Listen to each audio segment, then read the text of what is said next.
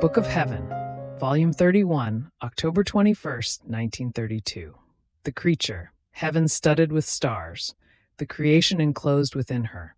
How the practice of good forms the life of good in the creature, the sign that Jesus dwells in the soul. I am always prey to the divine fiat.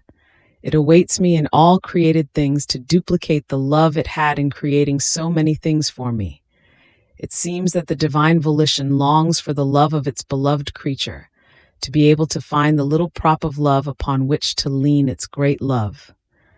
So heavens, suns, winds are nothing other than insinuating and continuous calls to tell us, I have anticipated you with my love, and you do not leave me without yours. But while I felt that all were calling me to love my Creator, my beloved Jesus, surprising me, told me, My daughter, just as I created a heaven that extends above your head, studded with stars, in the same way I created a heaven inside of you. And this heaven is your soul, which extends everywhere, from the top of your head down to the bottom of your feet. There is not one part of you to which this heaven does not extend. So you have a heaven on the outside and a heaven inside, even more beautiful. And everything that this heaven does by means of your nature, that is, if it thinks, if it speaks, if it operates, if it suffers, is nothing other than most refulgent stars with which this heaven of the soul keeps adorning itself. The sun that shines in it is my will. The sea that flows is my grace. The wind, my sublime truths that form the flowery fields of the most beautiful virtues. The whole of creation is enclosed in the creature. It was not of our wisdom or of our powerful love to create the creation only outside of the creature, leaving the inside, the vital and substantial part of her, without heaven, stars, and suns. No.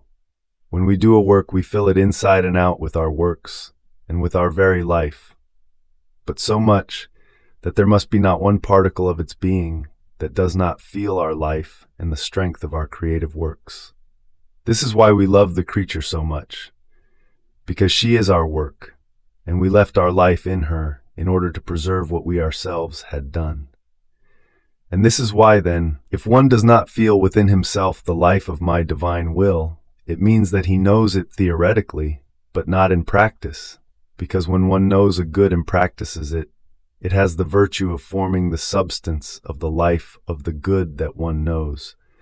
Otherwise, it would remain without practice, like a painted picture which, having no life, does not possess the virtue of forming its life in the one who admires it. My will is life. Our works are living works, not dead. Yet, for one who does not know them, or does not try to know them, or does not put them into practice, they can be dead works for her, and without life.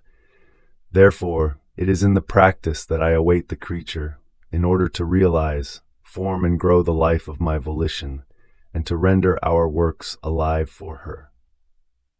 After this, I was feeling a fear, a doubt about whether my sweet Jesus was present in my soul or had withdrawn, leaving me alone and abandoned.